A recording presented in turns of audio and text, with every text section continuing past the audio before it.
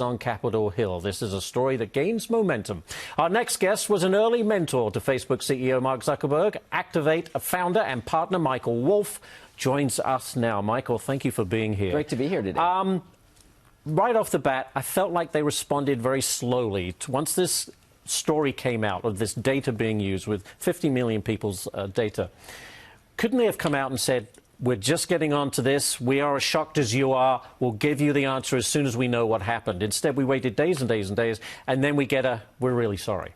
And Facebook has mishandled its public relations ever since the beginning of us understanding that the Facebook platform was used to influence the election, was used to influence all sorts of other disagreements and splits within American and foreign society. I think in this case, yes, they're responding slow, but now they're out talking about it. I think we have Mark Zuckerberg, the company's CEO, Sheryl Sandberg, the COO, and they're recognizing that they have a problem. The real question comes down to, can they fix it? Well, I think that they can fix it. I think that this is one of the largest technology companies in the world, and they have the ability to do a lot. They have some of the best technologists, and also they have members, they have advertisers that will stick with them. It's interesting because Mr. Zuckerberg and Sheryl Sandberg have said, yeah, we welcome some regulation if it helps us get more transparency.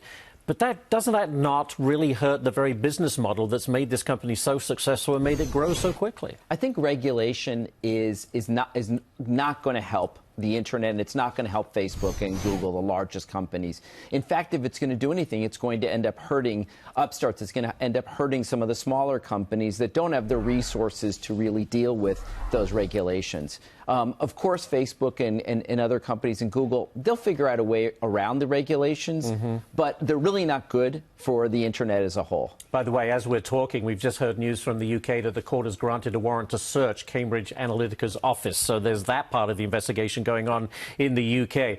The sense I get, Michael, when I watch this is that I feel like they don't really know how much of our information, of the user's information, is out there right now, who has it, and how it's being used. Well, it's like the horse is bolted. Yeah, it's not only that they don't know how much of it, they don't even know how it's being used. I mean, in a lot of ways, people keep talking about this as a privacy problem.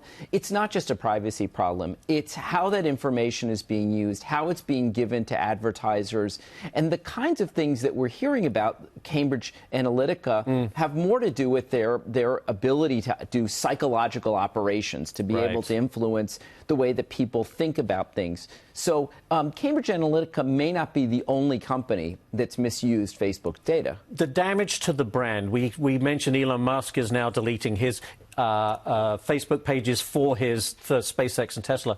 Is this something that could gain momentum, and how much damage does that do ultimately to the brand? Actually, I don't think it's going to gain that much momentum. I think that Facebook is an integral part of people's lives. I have two 19-year-olds. Facebook, Instagram, WhatsApp, which is also owned by Facebook, Facebook Messenger.